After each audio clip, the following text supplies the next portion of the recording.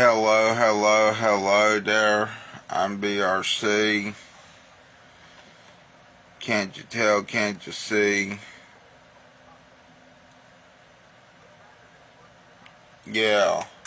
Yesterday it snowed, but guess what? That was yesterday. Now it looks sunny out there. I mean, I think there's still snow on the ground. I think. Where I'm at, there is. Do you have any questions? Let me know. Apparently, I did got something to tell you.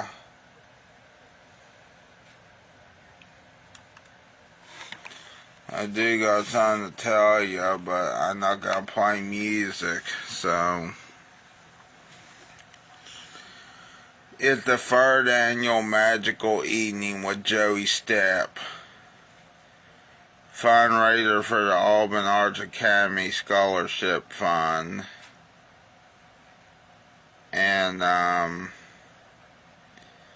it's at 65 Old Main Plaza, St. Albans, West Virginia, United States, West Virginia, 25177.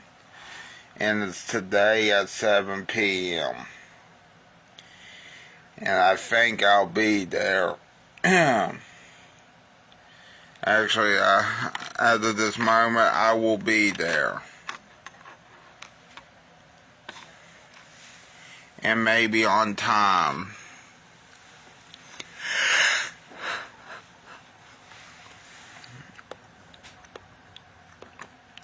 You know what else I think about, See, I think about when I make it to New York City, it's going to be interesting. I know I'm going to try and make it to New York. I know I tried to this year, but then a lot of stuff came along. Like, for an example, health problems. The worst hospital visit and hospital stay of my life happened. Just saying, people. How would you have liked it to stay in a hospital bed? And I bet you wouldn't. But guess what? Some people, I do wish stay in a hospital and die. Or end up almost like me to see how it felt.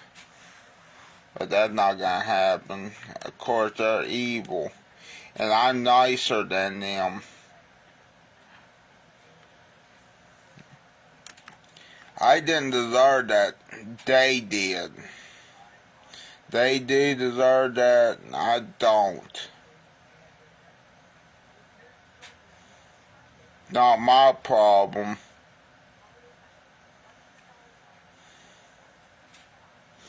You know what else, though, people? It's also not my problem when they do end up in the hospital, because it's not gonna be my fault. It's gonna be their fucking fault.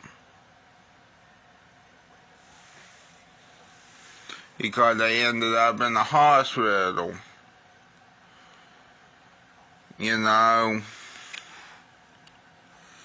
And plus, I was just trying to help, but of course he didn't want my help. Now, did he?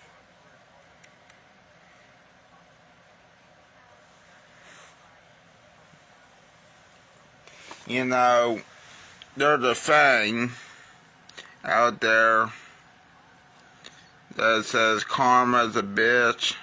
Well, guess what? Bailey's that karma and that revenge.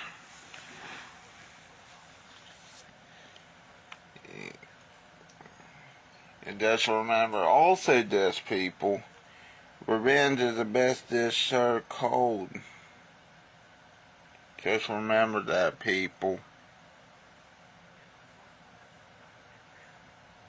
It's not my words, it's somebody else's quote. I think it was a quote from the Twilight Zone, now that I think about it, but I don't know, and I really don't fucking care.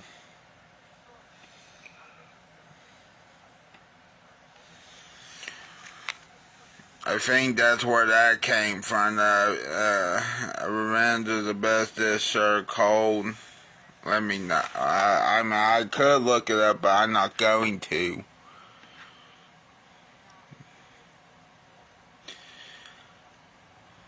You know what else I would done, people?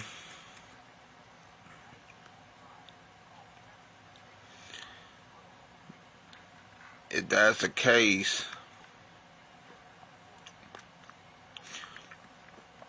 I could talk about other stuff, okay?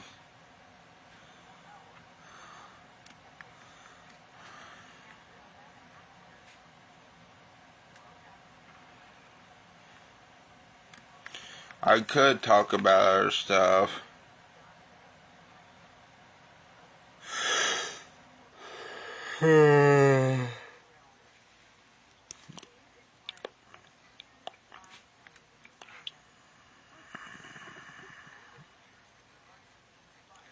I could talk about this one woman I used to watch, and that you should watch, but I haven't watched her in a while.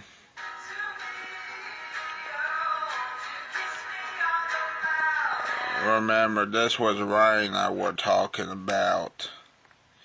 And I will show you a short, one of her short videos on YouTube to show you who I'm talking about. Yeah, that Raina.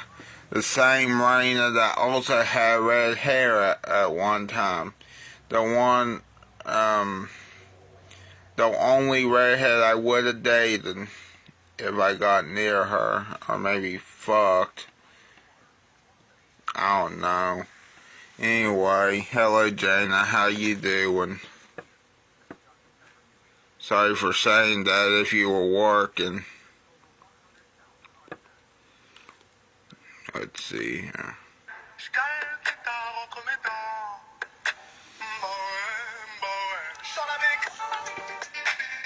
Yeah.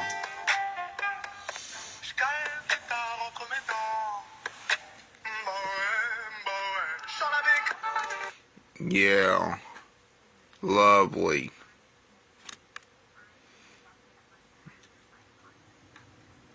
At least this one only 18 minutes. I work a lot of jobs, but I need to go piss. When I ended up in the hospital, I was so grateful to have a health plan. New law, lower prices. Healthcare.gov. Oh shit. Hey everybody, today I am in front of Bubba's Crab House. They are celebrating their 1-year anniversary. Congratulations to them, and today I'm going to be eating an entire family meal to myself. I'm also going to be doing a giveaway on Instagram to give away to 4 lucky winners. You're going to get this plate of food for free as well, so make sure to check that out, but I cannot wait to eat. Let's go inside.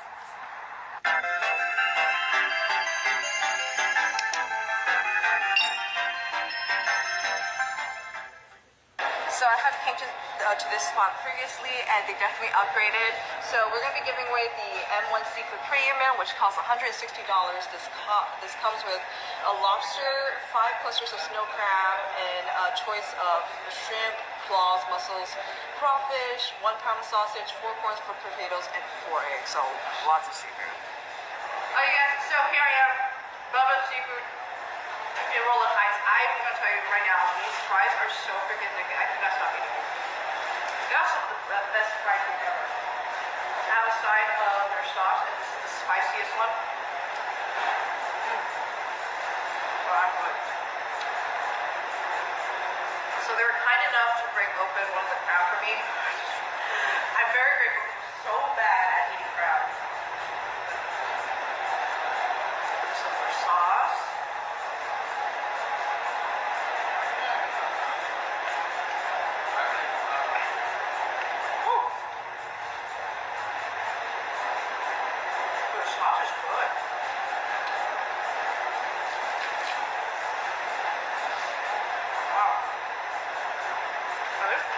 Super duper juicy.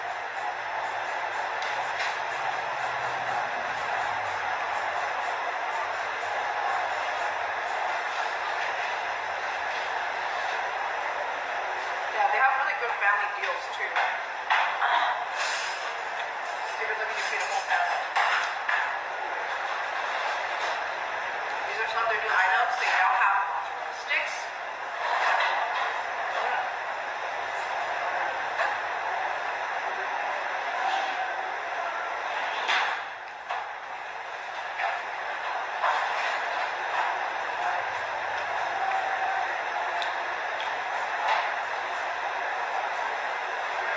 There's some shrimpies.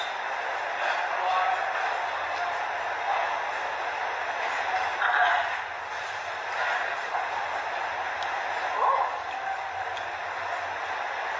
Wow. Shrimps are actually really fresh.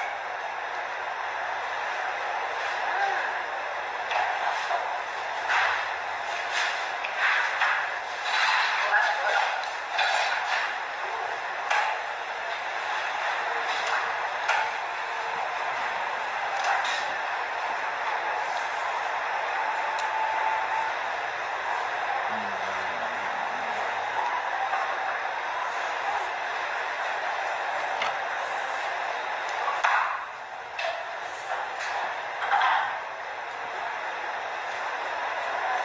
Here I got a little bit of lobster tails. This M1 deal comes with a lobster tail as well. I think it comes with lobster, 5 crab clusters, and 2 pounds of bush roasted seafood, along with corn, eggs, potatoes, sausages. There's some lobster.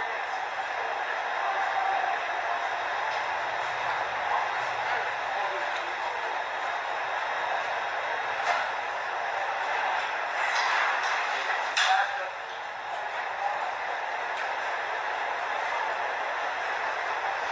So I got some chicken wings, lemon pepper.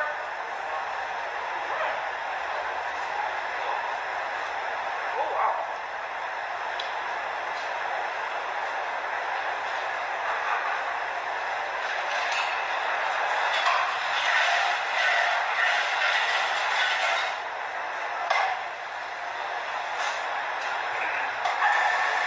Oh, this is soft shell crab. I love this.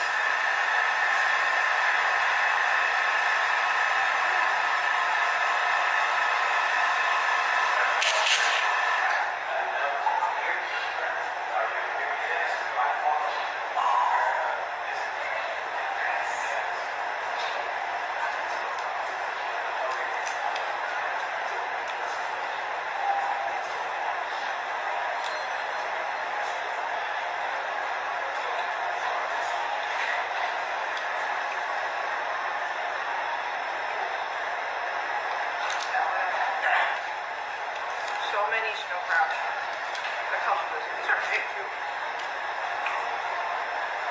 I really like the shrimp. I think my favorite thing so far is the shrimp. The shrimps are really nice and juicy and plump. Oh, I didn't try the crawfish yet. Let me get one of those.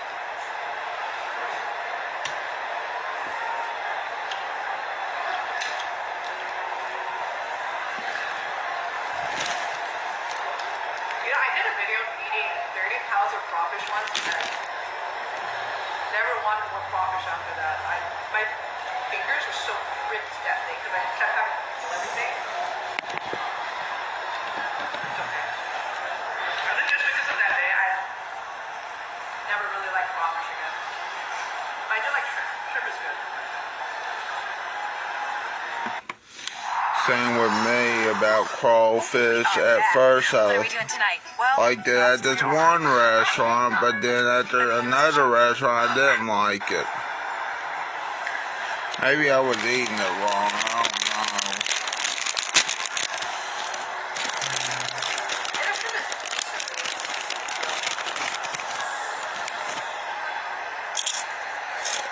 They also have these shrimp that are craft peeled. I like these. These are way easier.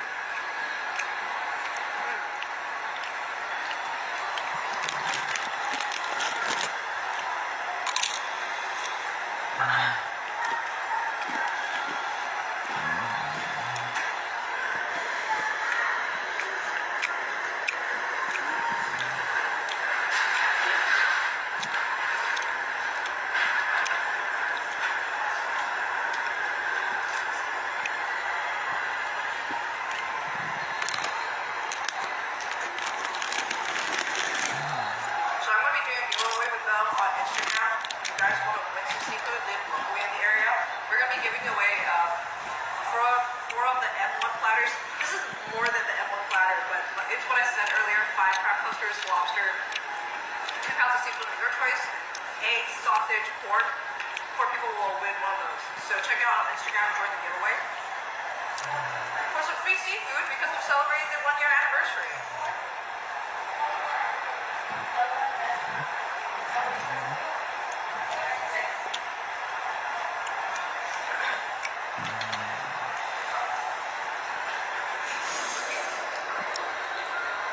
Really, I'm hating about seafood. It's just like there's so much work to get the food. I'm like tired of breaking the shell.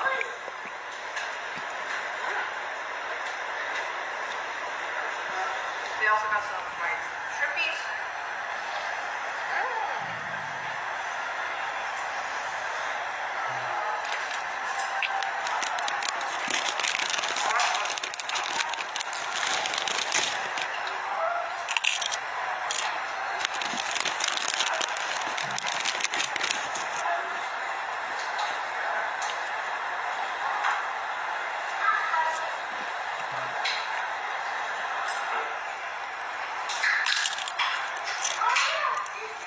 I think some hush puppies.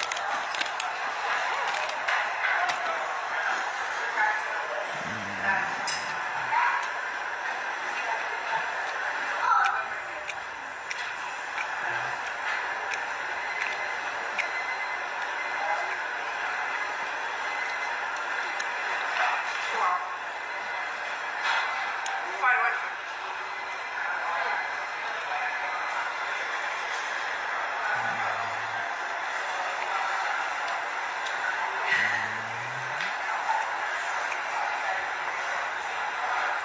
No, the fried stuff is so on point.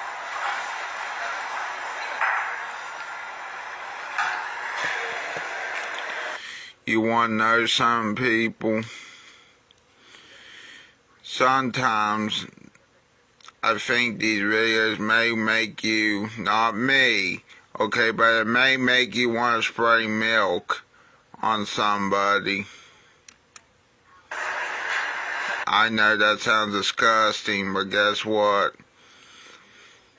Yeah, unless if you're, I guess, gay, I guess you wouldn't spray milk on this one. On this, while watching this video, you know.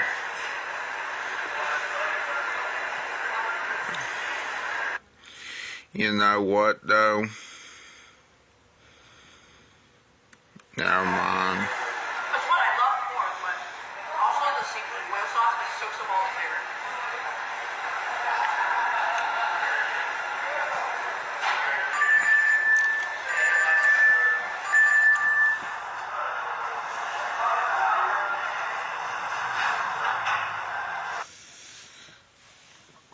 You know what I want to do, people? I want to go to the Cannon Park bathroom and show you what the Cannon Park bathroom looks like when no one else is in there. Okay, people? Okay. Now think about it this way. The Cannon Park bathroom is old. And I'm going to show you how old it is. You don't have to pay to go to the bathroom. Don't worry. That's how old it is. It looks like you got to pay to use the bathroom.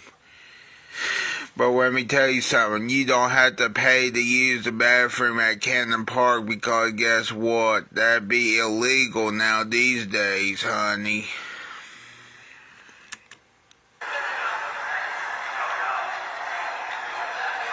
Missy.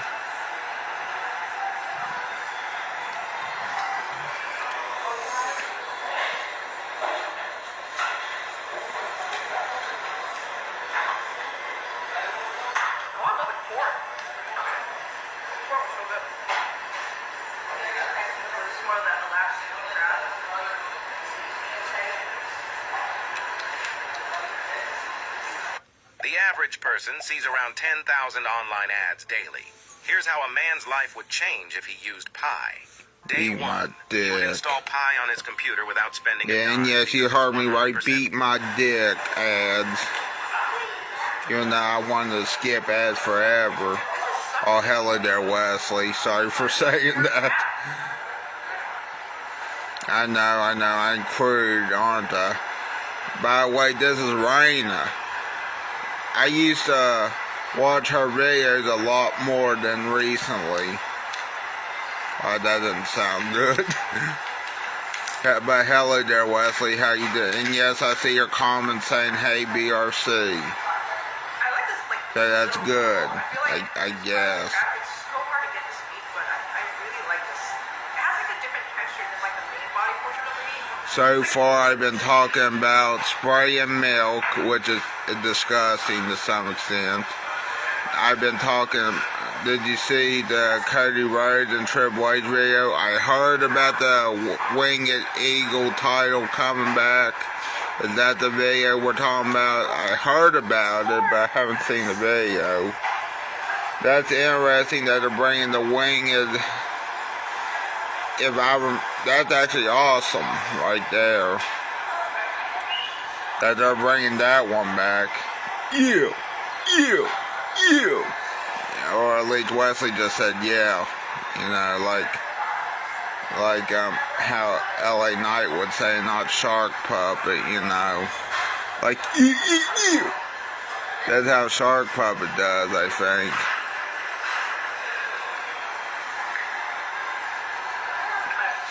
Corn and shrimp, that's really all I need. Do you have any questions about this video that you're seeing? Apparently Goodfer is getting the classic big belt for Saturday night's main event. Oh, okay. That's nice. Gunther deserves it. I'm not a big seafood eater to begin with, so if I go to a seafood boil, I think my to-go perfect. You know, I keep forgetting if it's Gunther or Gunther. That's how they say it. It goes different ways, doesn't it? I think it's Gunther. See, I want to say something about this video, but I may want to get in a relationship here soon. So I better not say too much about this, you know. But then again, I don't want to get married. I decided that. Even though I should, but I don't want to get married, you see. I think even John Cena said he didn't want to get married, so I'm going to go with what okay, but I'll go with totally what John Cena says, but John Cena is awesome. Like the Miz. Yeah.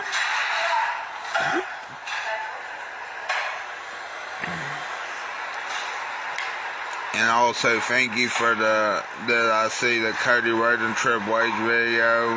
Thank you for but yeah, I did hear about the Winged Eagle title. Yeah, Eagle. Yeah.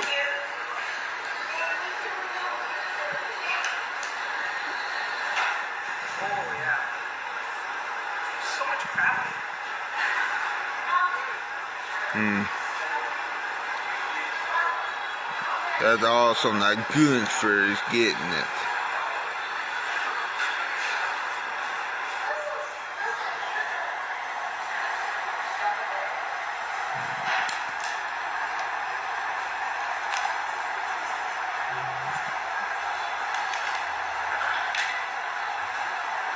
Spoons, they're out. Panera's new ciabatta dippers are in. Each melty sandwich paired with a perfect portion of soup is made to dip. Go for the French dipper or spicy chicken dipper. No spoon necessary when you're sick. This knuckle meat is what I'm talking about. Ugh. Oh, I got it. Oh, there you go.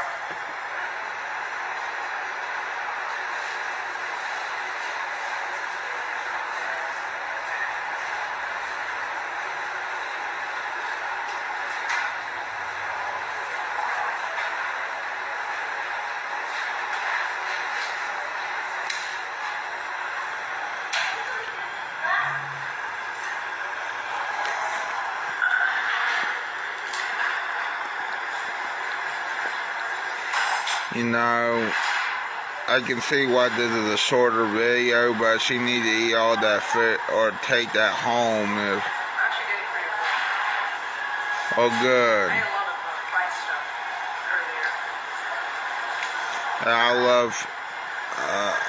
I love it when you don't have to fight food like that type of food. I don't want to eat, even though I like seafood, some seafood.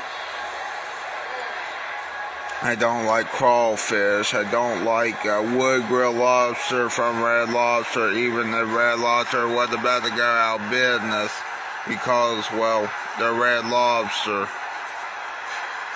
Red Lobster is interesting. But still, I don't like their wood grilled lobster. The wood grilled lobster can go to hell. And I don't mean that in the human sense, I mean that in the lobster sense, you know. They're just, I don't know how to put this. It's like it's stupid, you know. But the only other way to cook a lobster is to boil it alive, apparently, from what I gather. But still, I know what you're going to say, that's wrong. Oh, I mean, it gets cooked all the way. I know what else you're going to say. But Bailey, they're cooking the lobsters alive. Well, how do you expect them to cook it when it's dead? Because, okay, I guess I can see your point. We cook the other animals when they're dead and skinned and made into meat, but I think lobster's different, you see, because you see, people, if you don't do that, you will get sick from eating lobster, you see. If it was the other way around. One time I saw a bunch of crayfish, and I thought it was unsanitary, but one time I was in South Charleston at the Asian market, and it smelled so, I mean, it wasn't that bad, but they just had crawfish in this, If you guys are crazy for whale this weekend, come check out my crab. here, I'll show you one time. They had it like in those type of containers right there, but, and I thought that was unsanitary. But it turns out it's alright for West Virginia standards. And also, it's only if they're dead is when it becomes a problem, you know. So I guess they were alright, but at first I thought, ew, I don't like that. I don't like the looks of that, you know, to be honest. Because I tried crawfish one time and liked it, but then after that I said, nope, I don't like this. And then when I went to that store and I said, well, there goes my appetite for crayfish. It was the Asian supermarket in South Charleston, by the way. Which is kind of cool still, but it smells like strong fish in there, which is interesting. Guess the Asians, you know, like that smell. I don't know. And I don't, but if you are into that smell, okay, go right ahead. That was strong fish, too. You want to know something? Hey, that's interesting. Raina went to a place where the Young Bucks are from. Rancho Cucamonga, California, right? Is that right? I can't remember. Well, I want to watch that video, but we can't because we don't have time for that. And it's a spicy pizza eating contest at Pizza Guys. Okay, maybe we could watch it. Let's see if I can get my other guy on here, Wade. Hey Wade, you want to hear a story? It's a story about Rancho Cucamonga, California, even though I haven't been there. One time, I never been to Rancho Cucamonga, California, but I've been to Akron, Ohio, and then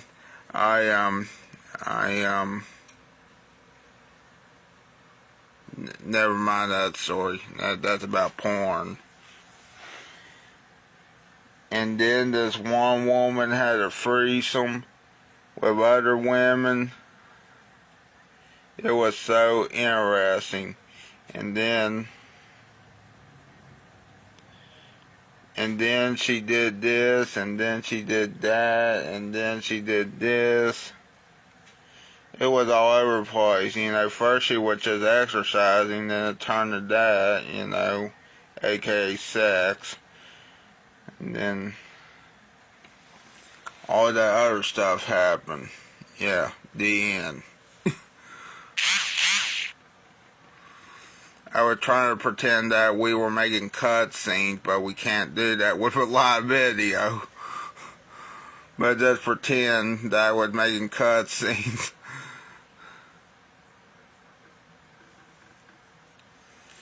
Yeah, but there was like a video. I think there's multiple videos like that, you know, where.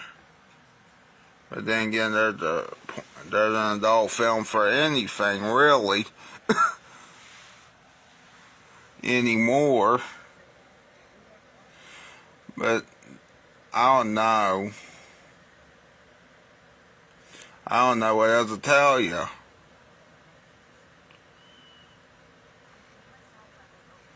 I had to admit that on camera, but still. Of course, I probably shouldn't have, you know.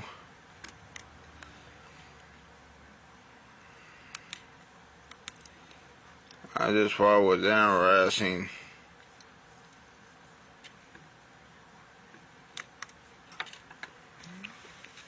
A lot of folks call Myrtle Beach the beach. Yeah, but I've been to Myrtle They can Beach. tell you themselves. Let me tell you something, I didn't get on the bus there, but I got on the bus at Pigeon Forge, and Pigeon Forge was better anyway.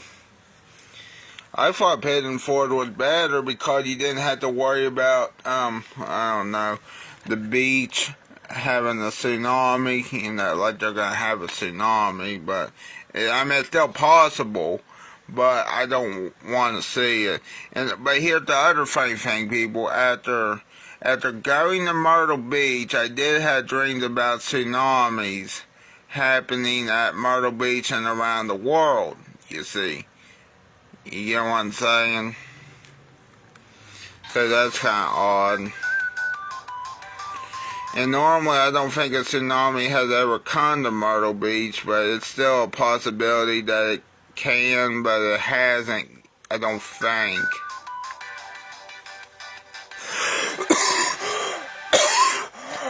Hello there. Another episode of Arcade with Alban. Today we're going to be making the KFC bucket meal from I Love You, Colonel Sanders, a dating sim game that took the internet by storm a couple of years ago because you are now trying to date your classmate, Colonel Sanders, and he's very highly attractive. Not that he wasn't before, but this one makes him super delicious. Now this game also made waves in the Japanese game community, as dating sims are very popular in Japan as a form of game. You want to know something else, people? If you're going to make a restaurant, don't put your face on the logo, because apparently Colonel Sanders regretted that.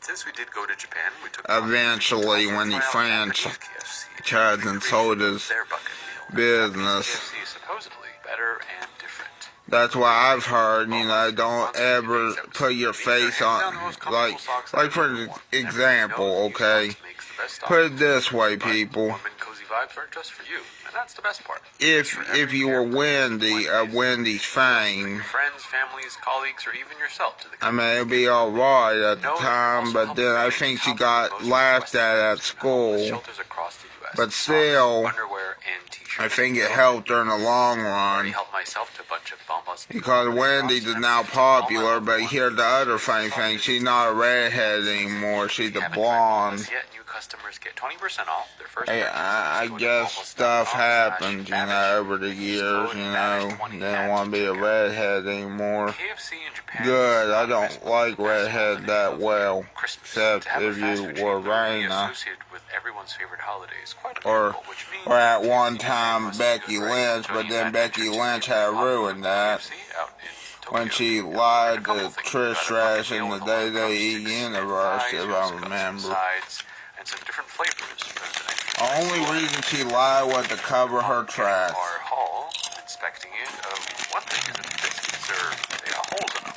Kind of like donuts. Coleslaw looks pretty much the same. For the chicken, this is where things got a little weird. Now, expecting Japanese KFC, like many other fast foods, to be better than their Western counterpart, this one was actually really disappointing. The skin was not crispy at all. It was a wet batter. They didn't do any sort of dry, craggly crust that I was used to in a KFC, and the texture was very soggy, and the meat was a texture that was like it was braised. It was very soft and fall apart. This one tasted like it had been sitting in the bottom of the bucket and steaming for over an hour. The flavor wasn't too great either. It definitely lacked a lot of the famous. Yeah, but spicy that's herbs because the it's Western KFC version in has. Japan, Maybe I it's a different think. recipe, but it was weird because when we got like a spicy, extra crispy one, that one tasted way closer to the original KFC that I was used to. So the biscuits are nothing to write home about, kind of dry. They look like donuts. Coleslaw tasted very similar to the ones that we had in the US, but a little tangier and a little milder. Maybe because of the Kewpie mayo they used instead of regular mayo. Anyways, even though our experience in Japan at this KFC maybe wasn't stellar due to their, unlucky day perhaps, What the I think there's a hell? way we can make a home improved version of this Japanese style KFC based on some of the flavors that we did taste that we enjoyed. Okay, so the first things first, probably the most important part about making any sort of KFC is going to be the secret spices and herbs. But we took what we got from both Western and Japanese adaptations of what they might like in their flavors and added them together. So for our spices and herbs, we combine 2 tablespoons of paprika, 1 tablespoon of garlic powder, 2 teaspoons of onion powder, 2 teaspoons of black pepper, 1 teaspoon dried mustard, 1 teaspoon dried thyme, 3 tablespoons of white pepper, 1 teaspoon of salt, 1 tablespoon of sugar, 1 cube of chicken bouillon, and 1 tablespoon of MSG. Now the additions that we definitely I don't changed like were the that. chicken bouillon, the white pepper went heavier on that. I mean, I like The this, but when those are the flavors that I you see think primarily in the Japanese style KFC. something's not right. That we're gonna go ahead and get started on seasoning. This spice mixture is going to get added to our drumsticks, and instead of bone-in chicken thighs, I found that boneless but skin-on chicken thighs usually work better for fried chicken. We did actually have some boneless chicken thighs in Japan when they came to KFC, so I thought that was a really cool adjustment. Made it a lot more fun to eat. That's going to get a heavy dose of our seasoning and marinate for probably at least an hour or so the juices get a chance to come out and kind of maybe evenly more distribute the spices around the chicken. Then I'm going to add a couple tablespoons of this spice mixture into our buttermilk, and once that is ready to go, I'm going to pour that over our meat that has been marinated for at least an hour, so that way every single layer of our dredging process has seasoning. The meat has seasoning, the buttermilk has seasoning, and of course... You know what, though, people? I like KFC. And before you say KFC is bad, just remember this is either Chick-fil-A or KFC around here. It used to be other stuff like Bojangles, but then they went out. But I say go to KFC one more. thing that I definitely realized was a very signature thing of eating KFC. I don't know. The crust was very heavily seasoned. We're going to go extra heavy on our flour. I mean, I would go to Chick-fil-A, but the problem is I'm going to add extra MSG, they extra donate pepper, the extra white pepper to our flour. anti-gay Really give it that strong organization, About so 2 it's teaspoons extra of wrong. each. This way we ensure that no matter what bite of fried chicken we get, it's all going to be seasoned. And they're also Now, just to batter and dredge, I'm going to pour the thinking buttermilk over that the they're chicken. holier Just make sure that's evenly coated than with everyone different else. Well, guess spices what? and You are condiments, not. Letting that sit on a tray with the wire rack.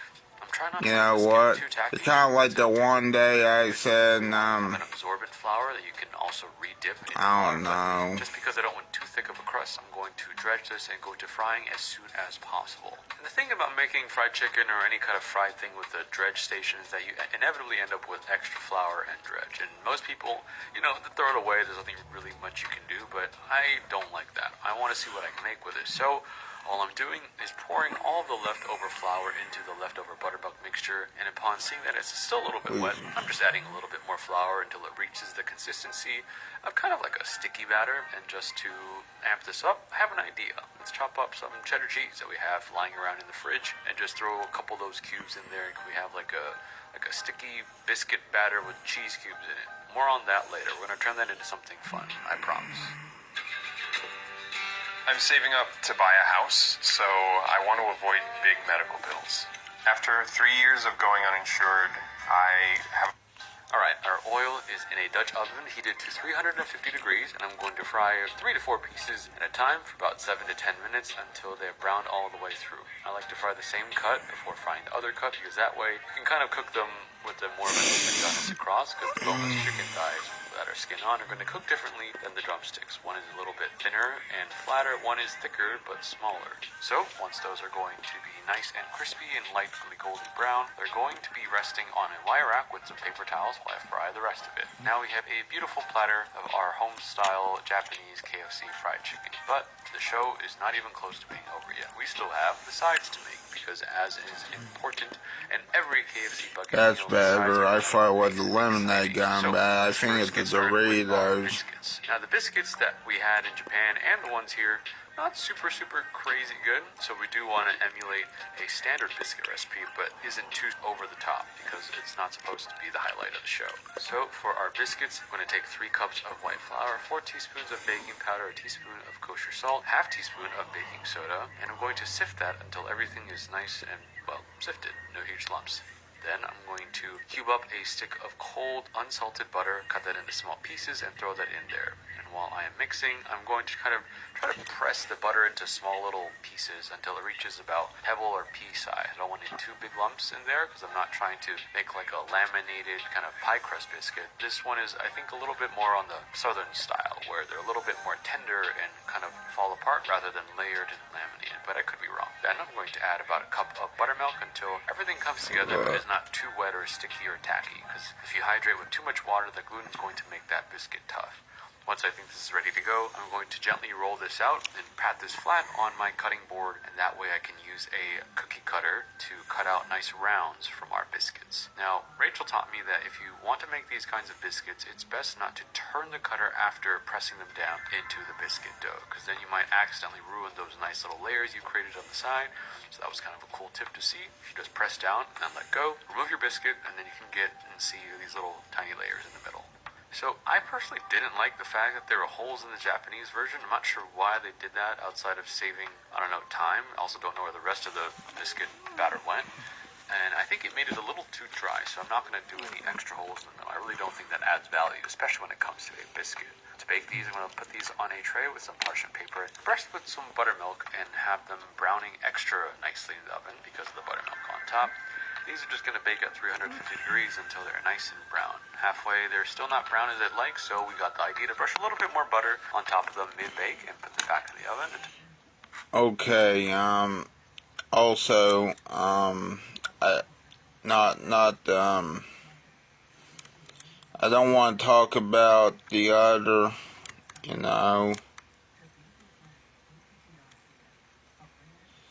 the other thing I was talking about earlier, but, about Raina, and spraying milk, But, I want to let you listen to this trailer.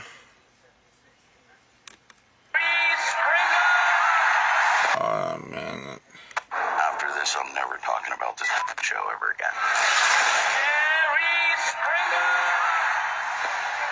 I don't think anybody knew how crazy this show was going to be. I'd like to take this opportunity to apologize for everything I've ever done. I have ruined the culture. At the beginning of 1992, Jerry Springer was coming to Chicago to launch a talk show. We were this little band of crazy people just trying to survive the week. All I had to do was convince him, let's make it wild. Variety show and a weekly magazine compare the fights to pro wrestling. Teeth were knocked out. It really was the modern version of the Roman Coliseum. Springer's the first talk show host ever to knock Oprah Winfrey off her throne as the queen of daytime talk.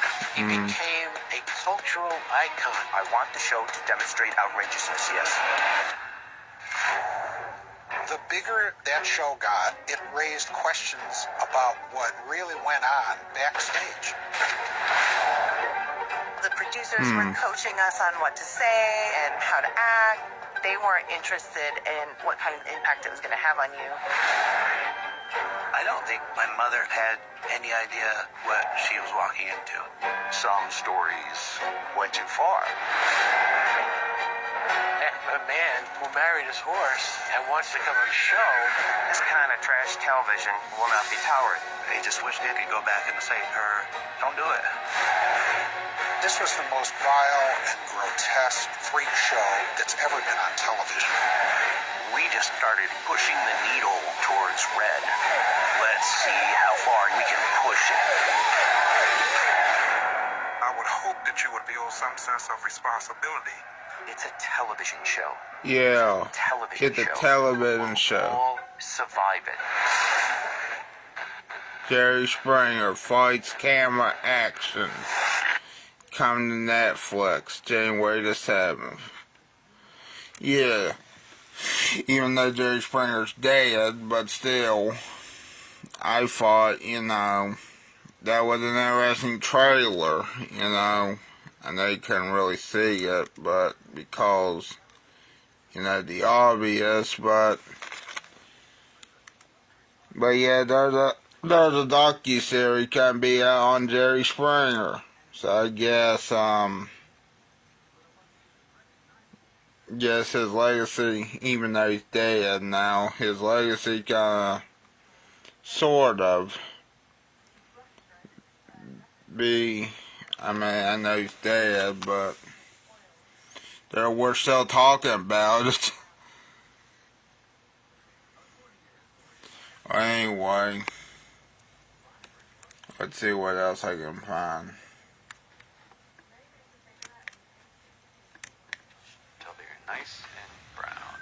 Okay, onto the coleslaw. Now the one from the game and the one in real life didn't seem too crazy. I think it's literally just diced up carrots and cabbage. So that is exactly what we're going to do. We're going to take some carrots, going to take some cabbage, and once both have those peels and excess leaves taken off, just going to be cut into tiny little squares and chunks until they are the nice texture of a typical coleslaw. What's interesting is that compared to typical coleslaw, it is not shredded. It is definitely these little chunks that are flatter. Personally, I think that's a more interesting texture, because also if you have the shreds, they tend to get soggy a little bit quicker. So that's what I noticed across the Japanese KFC and the one that we had here. Then for the dressing, typically in the US, they just use plenty of almond mayo and some seasonings, but because it's supposed to be a Japanese style KFC, I'm going to use a quarter cup of QP mayo, a quarter cup of vinegar, 3 tablespoons of sugar, a teaspoon of sesame oil, and just a teaspoon of MSG and a pinch of salt, just to have some seasoning. That is going to go directly over our cabbage and carrots and sit until they get nice and flavored throughout. Because coleslaw, I think, is actually supposed to be served more marinated, not freshly made, because then you kind of want the flavor of the dressing to penetrate through the vegetables and soften them up a little bit. Alright, on to the famous KFC mashed potatoes. Now, my memory serves me correctly. They should be made with russet potatoes and are super, super smooth, because it almost has like a white, bordering on gray color when you get them, but the gravy kind of comes in and saves the day. And yet, no matter how you eat them with or without gravy, they're still quite delicious. So, it's going to peel 5 russet potatoes, and for the sake of not wasting peels, I learned this trick where you can take the peels of the potatoes and actually add them to half and half or milk that you're going to add back later into what is commonly a typical mashed potato recipe, and kind of infuse those potato skins flavor into that. So that's exactly what we're going to do. 2 cups of half and half with our potato peels are just going to go into the stove and simmer while we cube up the rest of our potatoes. Those potatoes are going to go into a pot of boiling water, and once that's at a boil, we drop that to a simmer until it is fork tender. Okay, make sure to turn off the heat on the half and half once it is simmering because we don't want them to curdle or overcook. And then, once our potatoes are ready, I'm going to drain that. Continue mashing these potatoes in this pot just to release a lot of extra moisture and almost give it a chalky texture. So that way it'll better absorb all that half and half we're going to add to it later. Once that's all ready to go, we're going to strain our half and half and continue to mash our potatoes, and then realizing that Rachel actually brought a ricer from home, which is going to give us a lot smoother of a texture for our mashed potatoes. So once running our potatoes through the ricer, that's looking a lot smoother. I'm going to mix in our potato skin infused half and half, which does smell like mashed potatoes in itself. And then I'm going to add in some butter, because mashed potatoes and butter are like a match made in heaven. This is about 6 tablespoons worth. Honestly, you can't really add too much. Some of the best potatoes in the world are literally half butter, half mashed potatoes. So add as much butter as your heart desires. Just don't tell whoever you're eating how much you put in. To get that really super smooth texture, I'm going to run this mixture one more time through a chinois strainer, which has really, really fine holes. This definitely took a lot of arm work because I'm holding this up with one hand and pressing down with the other, but the result is a ultra creamy, smooth mashed potato mixture. And even though there's chunks at the bottom with a little paste that I can't seem to press through anymore, I'm going to take that out and just leave that as a snack just for us. This was seasoned with salt to taste, and oh boy, this tastes good. Nothing wrong with potatoes half and half in butter and salt, because honestly, that kind of stuff's just designed to taste good. Alright, so time for the gravy. I bet you that KFC isn't making their fresh gravy from, stocks and bones and things like that. So I'm going to go ahead and make an instant gravy, but I'm going to jazz it up with a couple things. We have just a brown instant gravy packet that we're going to combine with not water, but chicken stock this time, just to give it a little bit more flavor. And once that is brought to a simmer and starts to get a little too thick, I'm going to add half and half just to dilute it out and give us that nice creamy texture as well as some extra flavor. Alright, once our gravy is ready to go, I'm going to go ahead and start plating up because our chicken is probably rested by now and is ready to eat. Coleslaw is going to go into one bowl, which have been painted white and red by Tony, just like the game. And we're also going to plate our mashed potatoes in the other bowl, making sure to strain the gravy one last time right over the top for the ultra creamiest texture possible. Then, just as a finishing touch, they don't do this at Japanese KFC or the Western one, but I do like a little bit of honey butter on my biscuits to compensate for any lack of flavor or dryness that might have happened while the biscuits were in the oven. We made USAA for homeowners who like being ready. That's why we have safety tips for things like fires, home security, and USAA insurance just in case. USAA, what you're made of, we're made for. USAA!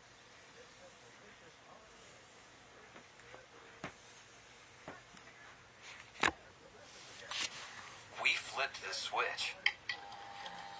Literally. The ghost pepper cheese switch. Come into Penn Station today. Pick your favorite sub.